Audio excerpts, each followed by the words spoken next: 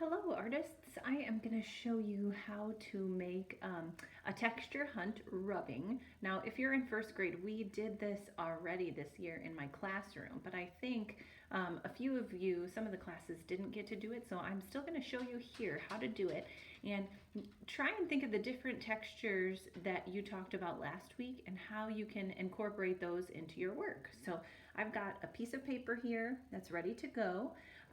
And then I also have some crayons. I got a couple of different colors, but I wanted to show you what to use. So don't go peeling the labels off of new crayons. I want you to find broken crayons or crayons that have already been peeled to use for this exploration. So this is a perfect one because it's broken already, and I can peel the wrapper off of that to use it for my texture rubbing. But I'm going to use this blue and the red that I have here to show you a couple of quick ways to do it and maybe give you some texture ideas of things around the house.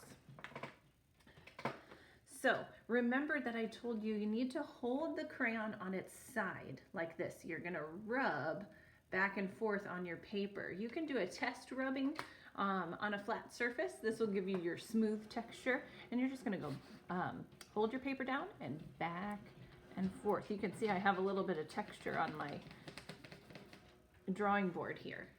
So next I'm going to use this piece of Lego, and I'm going to set that underneath my paper.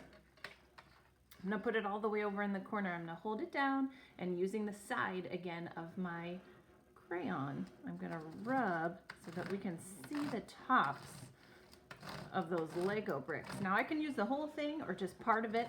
I like to go this way, and then I'm going to turn it so that I can use it going this way as well. But I got off, and so it'll be uneven if I do that. But it's okay to go up and down and side to side with that.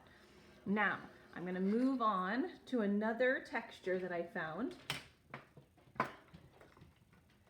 This is, my son Henry plays the drums, and this is his practice pad. So I'm going to set that down on my paper, maybe over here in the other corner. And I'm going to be really careful not to draw at all on the practice pad. Using the side of my crayon, I'm going to slide that across the top. Now that is really hard to see, so I might decide to cover that up later, but at least I got a little bit of texture on there. Let me pull it up closer so you can see. Kind of interesting.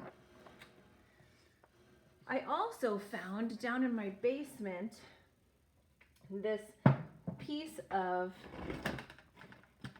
a shield that my boys like to play with. So I'm going to turn to the last corner and put my paper on the shield, and then I'm going to gently rub to see if I can get some of that cool texture to work. And remember, you can go back and forth and side to side. I'm missing this little space right in here, so I'm going to really give it a go. That one's super interesting. I might use that again if I switch colors. I also have, from outside, a piece of wood that I'm going to use to show texture as well. Okay, so I'm going to put that paper on top and then rub back and forth to show some of that wood texture. Now when you've filled up your whole paper, my suggestion is to go back in with a new color and try some more. Try and think of something you can put in there to emphasize that you really liked. If you really ended up loving one of the textures, I would go back in with that same texture again and use a different color, a contrasting color, to make it show up. So when you're all finished, your paper will be completely filled with the textures that you found on your texture hunt. Have a fun time. Don't forget that you can use textures from inside and outside, as long as you tell a grown-up that you're going outside. See you next time.